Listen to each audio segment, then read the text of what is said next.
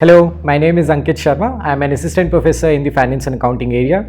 I am doing my PhD in the banking policy area, and I am also in the advanced stages of a Fintech certificate from ISME Bangalore. So innovative teaching for me, which is the application of the concepts that are learnt in the classroom, but the starting point is always different for different students depending on the background that they come from. Innovative pedagogy for me is ensuring how different starting points can still end up at the same ending point. So it is taking different route or different pedagogies just in order to ensure that the learners are reaching the end point. I love trying in the classroom is if there are some basic concepts that are to be taught in the classroom, I tend to not teach them in the classroom, so it's a flipped classroom concept.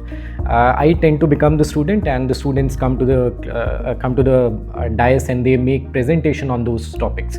So one such topic was different areas of investment. So there are 4 to 5 different domains where money can be invested, such as fixed income securities or securities market or government securities, different concepts. So instead of me taking the students through those concepts, it was actually the students who were taking me through those options. So there were groups that were created and they made the presentation by themselves. So the objective of the assignment was also done, and it is something that they did not expect also, so it went well. So business concepts can be made relevant. I do it by taking case studies into the classroom, case studies of actual business events that have happened, actual businesses that have failed, or actual businesses that have prospered, and throughout the course, throughout the semester or throughout the term, combining those concepts along with AI tools these days is, for me, I find that the best way to bring relevant business concepts into the classroom. So one of the tools that I like using in the class is called Lovable.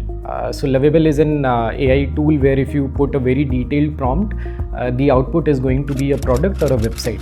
So how I use it in the classroom is students have a problem statement that they are working on, something that they have identified through the course, or something that has already been in their mind, or something that they have done research on, or basically a problem statement, right? And they put that as a prompt in Lovable, and they be very, very descriptive in putting that prompt, and the output is a website, a working website or a working product that they can use and that they can actually build upon in terms of a startup. One thing that I am very particular about in my classroom and in my learning as a student and in me taking something to the class is understanding the why behind things.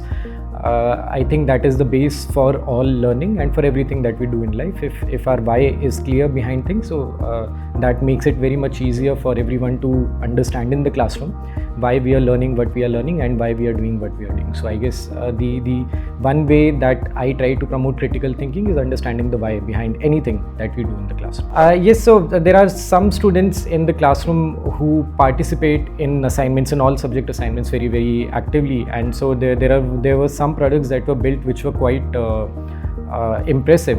So there was one product, if I were to give you an example, where if you make a UPI payment of, let's say, 16 or 17 rupees, the UPI, that particular app will automatically deduct 20 rupees, a round of figure, from your bank account, and that difference of 2 to 3 rupees that is extra, that is cut by the app, it will be deposited in the wallet of that particular app, and at the end of that particular month, whatever amount is collected will become your SIP in your mutual fund, right? So that's a very innovative product and thinking. So there were multiple products like this, and I could see that in real life as well. And this was done using this Lovable AI tool that I talked about. It's the same way. So we learn something, but if students cannot apply that in real life, if they cannot see the application of these concepts in real life, then there's a big gap that comes. It will also make students a little less confident in ensuring whether they will be able to apply those concepts or not. But wherever possible, if we are using such AI tools or in any such assignments which help students understand the practical side of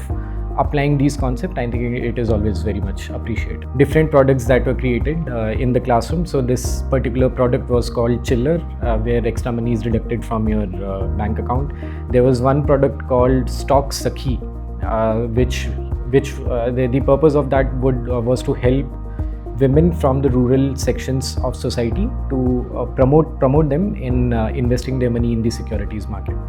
Then there was one more product which helped companies in legal compliance, which went a little ahead also. I think they were trying to build a startup on it as well. I guess those students will be speaking in some time as well. So we've had a lot of classes and a lot of professors teaching us throughout these 4 semesters. But I think one class that stood out to us was the Indian financial system that we had in our 3rd semester, which was taught by Ankit sir. And I think we really liked his class because of his innovative teaching methods and the way he incorporated real world cases into teaching. So in our previous semester, we had a chapter called Contemporary Issues. Ankit sir tried to make this easier for us to work with by giving us a project where we find market gaps in the Indian financial system and we build either a product or service on it. And so we were divided in groups of 3 and we were made to use it to develop a product. We initially worked with financial regulation and financial law. Then we switched towards data compliance after guidance and some suggestions from Ankit sir. We use Lovable.ai, which is a product development tool. Along with that, we also use a lot of research-based tools like Perplexity. We even use Grok AI and Claude AI tools.